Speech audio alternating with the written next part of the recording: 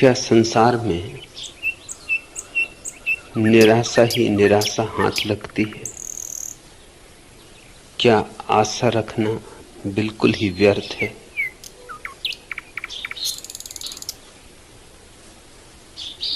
आशा के कारण ही निराशा हाथ लगती है, संसार के कारण नहीं।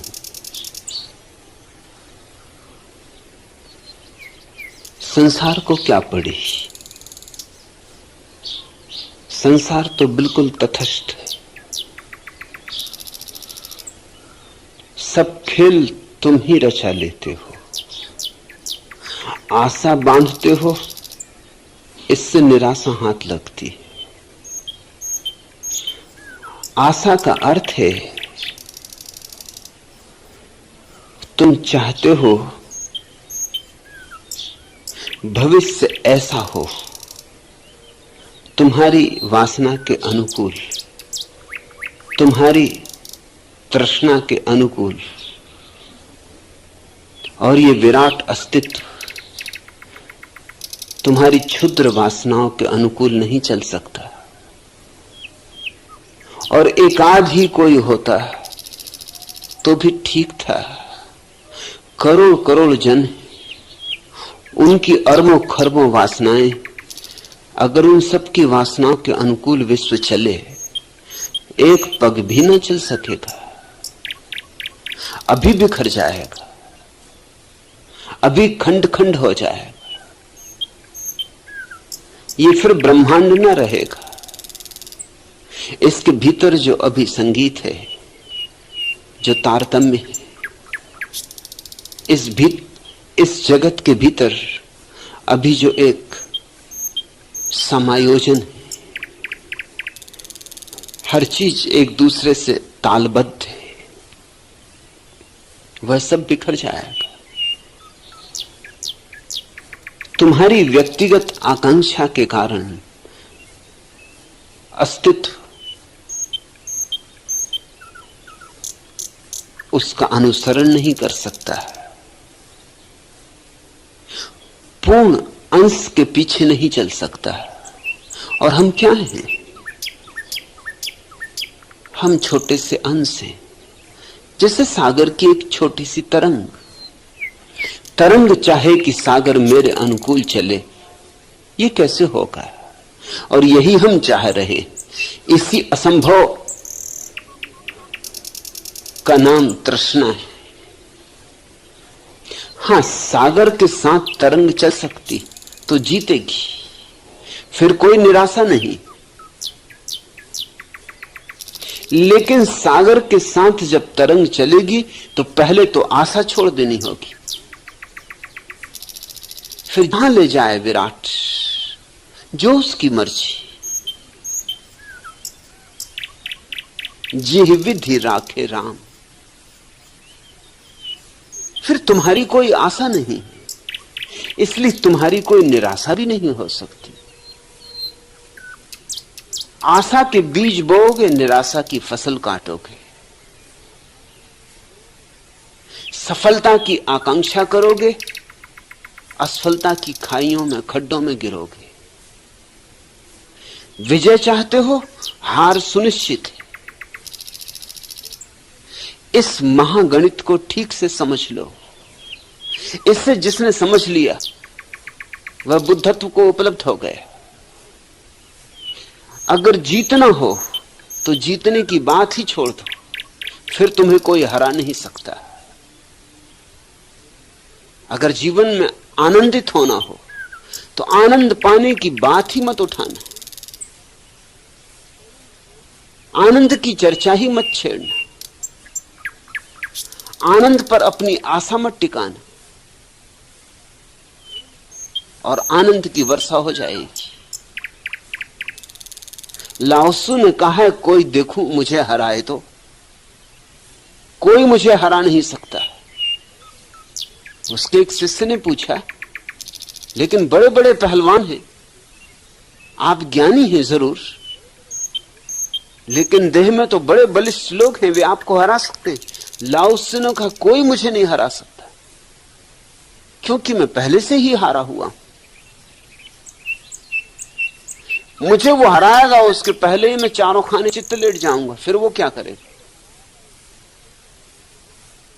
हारे को कैसे हराओगे? और जो विराट के सामने हार गया है वह जीत गया। परमात्मा के सामने हार कहीं होती? वहां हारना तो विजय के हारों से लद जाना, मोतियों के हारों से लद जाना। तुम पूछते हो क्या संसार में निराशा ही निराशा हाथ लगती?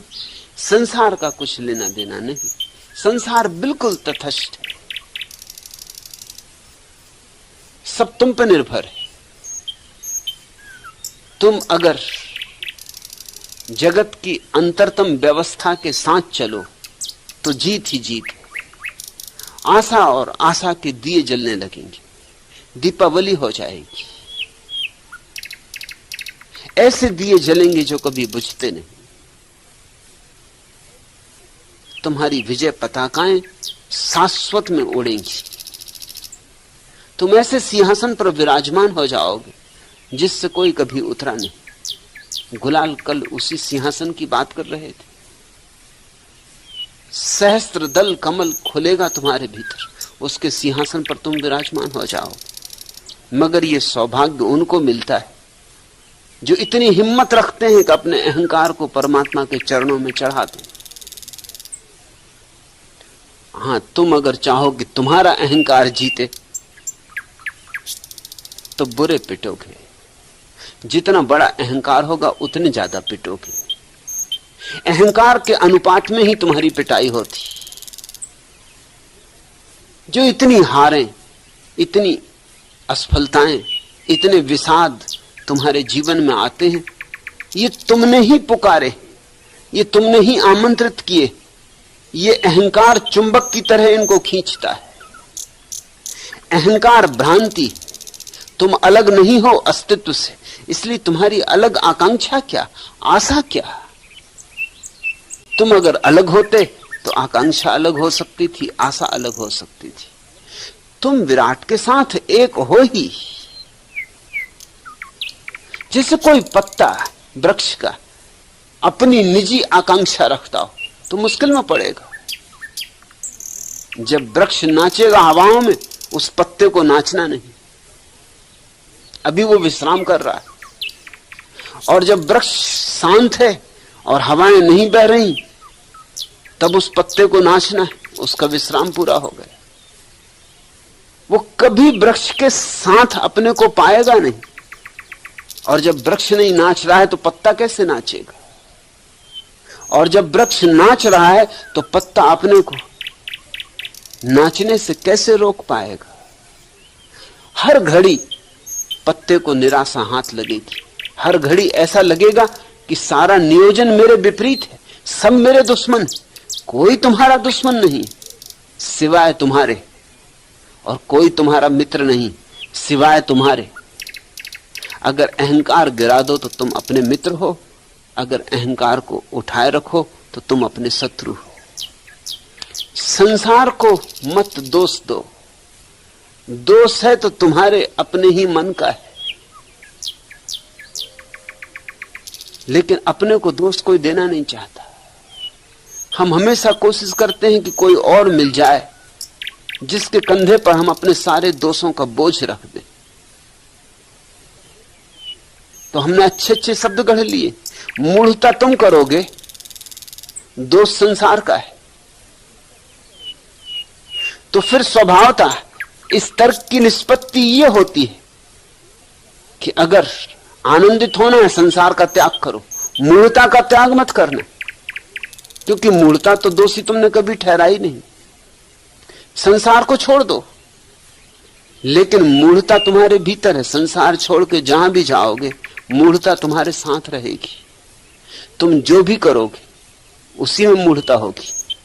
तुम दुकान करोगे तो मूढ़ता होगी, तुम पूजा करोगे तो मूढ़ता होगी। तुम्हारी पूजा तुम्हारी मूढ़ता से ही निकलेगी ना। तुम्हारी पूजा आएगी कहां से? तुम्हारी प्रार्थना कहां से आएगी? तुम्हारी प्रार्थना में भी वही रोग होगा जो दुकान में था, जो बाजार में था, वही मंदिर में होगा, वही तीर्थ में होगा। जो